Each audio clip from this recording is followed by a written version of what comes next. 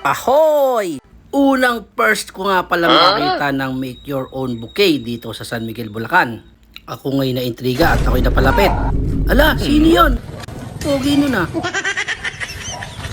Mukhang effective yung ganitong way ng marketing. Daming bumibili. Siguro mataba yung utak nung nakaisip nito kasi effective eh.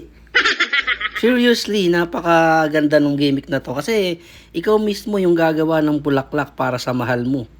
Hindi lang dahil na-appreciate mo siya or naalala mo siya ngayong Valentine, pero ikaw talaga yung nag-effort na gumawa. Kaya ano pa hinihintay nyo? Gumawa na rin kayo ng bulaklak. Pumunta na rin kayo dito. Matatagpuan nyo lang to sa may harapan ng MN Cafe at harap ng Robinsons Easy Mart.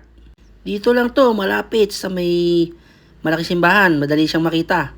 After nyong bumili ng bulaklak, aba, dumiretso na kayo sa MN Cafe. Doon na kayo mag-date. Kumpleto na, hindi na kayo lalayo. Ang galing, di ba? O di ba? Happy na ang nguso, happy pa ang puso. Happy Valentine's. Pwede ba Bye-bye. ilayo mo sa akin to? Ayoko makita ito. May taulo ko.